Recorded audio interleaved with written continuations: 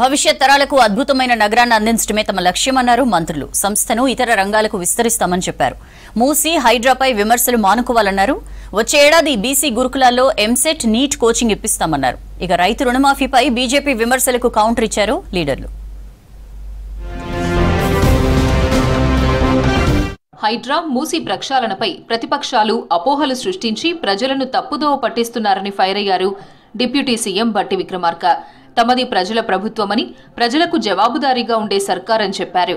చెరువుల కబ్జాల తొలగింపు, మూసీ ప్రక్షాళనపై ఇచ్చిన హామీలు గత ప్రభుత్వాలు అమలు చేయలేదని చెప్పారు. తప్పుడు ఆరోపణలతో ప్రజలను తప్పుదోవ పట్టించే కార్యక్రమాన్ని కొద్దిమంది ప్రయత్నం చేస్తా ఉన్నారు. వాటికి సంబంధించిన సమాచారం మేము మొదటి నుంచి చెప్పుకుంటూ వస్తా ఉన్నాం. It is a transparent government, people's government. మా ఆలోచన, ఈ ప్రభుత్వం యొక్క నిబద్ధత, ఇవన్నీ కూడా ప్రజలకి ఏ రకంగా మేలు జరగాలి, రాష్ట్రం ఏ రకంగా బాగుపడాలనేటువంటి ఆలోచన తప్ప వ్యక్తిగతమైనటువంటి అజెండా లేకపోతే స్వార్థపూరితమైనటువంటి ఆలోచన ఈ రాష్ట్ర ప్రభుత్వానికి, ఇందిరమ్మ రాజ్యానికి లేనే లేదని చాలా స్పష్టంగా చెప్పదలుచుకున్నాం. సింగరేణి విస్తరణపై రాష్ట్ర సర్కార్ స్పెషల్ ఫోకస్ చేసిందన్నారు ఉప ముఖ్యమంత్రి భట్టి విక్రమార్క. కాంట్రాక్ట్ ఉద్యోగులకు జీతాలను పెంచుతామన్నారు. ప్రజాభవన్లో సింగరేణి కార్మికులకు బోనస్ చెక్కులను మంత్రులు శ్రీధర్ బాబు, పొంగులేటిలతో కలిసి పంపిణీ చేశారు భట్టి. సింగరేణి కార్మికులకు విద్య, వైద్య సదుపాయాలపై ప్రత్యేక శ్రద్ధ పెట్టామన్నారు మంత్రులు. బొగ్గు యూటిలైజేషన్ తగ్గించాలి, కార్బన్ ఫ్రీ వరల్డ్ గా మార్చాలని ఆలోచన చేస్తోంది ప్రపంచం అంతా. ఉన్న బొగ్గు బాయిలేమో అంతరించిపోతా ఉన్నాయి. ఒకవేళ ఉంటే కూడా ఈ బొగ్గు ద్వారా వచ్చేటువంటి పరిశ్రమల్ని ప్రోత్సహించొద్దని చెప్పి ప్రపంచం అంతా ఆలోచన చేస్తాం. మరి ఆ దిశలో పోతా ఉంటే మనం ఇక్కడే ఆగిపోతే బొగ్గు బాయిలర్ని దాదాపు 40,000 మంది కార్మికులు పనిచేస్తూ ఉన్నారు ఇందులో. గతసారి కంటే మెరుగైన రీతిలో ఈ లాభాల వాటాలో కార్మికుడికి న్యాయం చేసే ప్రక్రియలో సీతారామయ్య గారు కూడా, జనక్ ప్రసాద్ గారు కూడా ఓ ప్రయత్నం చేయటం జరిగింది. దానిలో భాగంగానే ఈరోజు కార్మిక సంఘాలకు సంబంధించి ఇటు మా ఐఎన్టీసీ కానీ, ఏఐటీసీ కానీ మేము ఖచ్చితంగా చెప్తా ఉన్నాం, సింగరేణి కార్మికుడికి, కాంట్రాక్ట్ కార్మికుడికి దాంట్లో లాభాల్లో భాగస్వాములను చేయాలని ఆలోచన చేసినప్పుడు వెనకాడకుండా ముఖ్యమంత్రి, ఉప ముఖ్యమంత్రి వెంటనే డిక్లేర్ చేయటం జరిగింది. అర్ధరాత్రి 1 గంటలో నాకు తెలిసినంతవరకు. సింగరేణి ప్రాంతాలలోనే ఆ టైపు, ఆ రేంజ్లో కార్పొరేట్ హాస్పిటల్స్ కట్టాల్సిన బాధ్యత నైతికంగా మనందరి మీద ఉంది. అదే దిశలో విద్య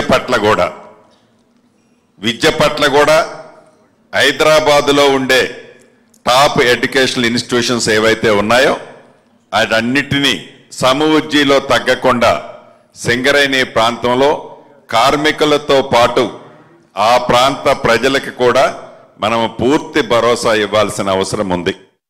వచ్చే ఏడాది నుంచి బీసీ గురుకులాల్లో ఎంసెట్, నీట్ కోచింగ్ ఇచ్చే విధంగా చర్యలు తీసుకుంటామన్నారు మంత్రి పొన్నం ప్రభాకర్.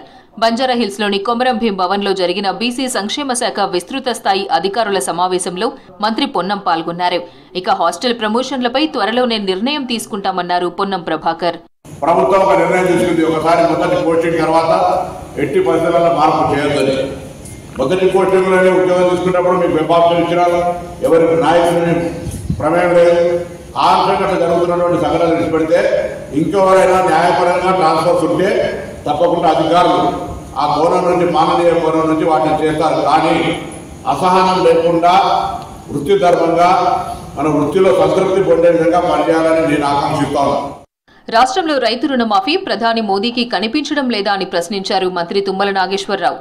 గాంధీ భవన్లో మంత్రితో ముఖాముఖి కార్యక్రమంలో పాల్గొన్నారు తుమ్మల. రాష్ట్రంలో రైతులకు 18,000 కోట్ల రుణమాఫీ బీజేపీ అగ్రనేతలకు తెలియదా అని ఫైర్ అయ్యారు. అసలు రుణమాఫీని గురించి పట్టించుకోనటువంటిది ఏ రాష్ట్రంలో కూడా ఆ పథకాన్ని అమలు చేయనటువంటి మోడీ గారు మాట్లాడటమే ఆశ్చర్యం. బీజేపీ పాలిత రాష్ట్రాల్లో ఎక్కడైనా చేసి అదే పద్ధతిని అవలంబించమన్నా కూడా తెలంగాణ ప్రభుత్వం సిద్ధంగా ఉంది. మేము చేసింది చెప్పాము, చేయాల్సింది కూడా చెప్పాము. భవిష్యత్తులో అవి కూడా చేస్తాం. గత 5 సంవత్సరాల్లో పంట రుణం తీసుకున్నటువంటి ప్రతి రైతు యొక్క రుణమాఫీ చేసే బాధ్యత కాంగ్రెస్ ప్రభుత్వాన్ని, తెలంగాణ ప్రభుత్వాన్ని. అమెరికాలోని వర్జీనియా నగరంలో దసరా, బతుకమ్మ వేడుకల్లో మంత్రి జూపల్లి కృష్ణారావు ముఖ్య అతిథిగా హాజరయ్యారు. Global Telangana association Washington DC chapter ఆధ్వర్యంలో జరిగిన ఈ వేడుకలను జ్యోతి ప్రజ్వలన చేసి ప్రారంభించారు మంత్రి జూపల్లి. గ్లోబల్ తెలంగాణ అసోసియేషన్ నిర్వహిస్తున్నటువంటి ఈ బతుకమ్మలో పండుగలో పాల్గొనడం అదృష్టంగా భావిస్తా ఉన్నా. ఇక్కడికి విచ్చేసినటువంటి ఆడబిడ్డలందరికీ, అక్కచెల్లెలందరికీ, ఆడపడులందరికీ ఈ శుభ సందర్భంలో మీ అందరికీ శుభాకాంక్షలు, బతుకమ్మ శుభాకాంక్షలు తెలియజేసుకుంటూ ఇక్కడికి వచ్చిన తర్వాత అసలు నేను హైదరాబాద్లో ఉన్నానా అమెరికాలో ఉన్నానా అర్థం కావడం లేదు. Medak government junior college grounds లో ఘనంగా బతుకమ్మ సంబరాలు జరిగాయి. చీఫ్ గెస్ట్ గా మంత్రులు కొండా సురేఖ, సీతక్క హాజరయ్యారు. మహిళలతో కలిసి బతుకమ్మ ఆడి పాడారు మినిస్టర్స్.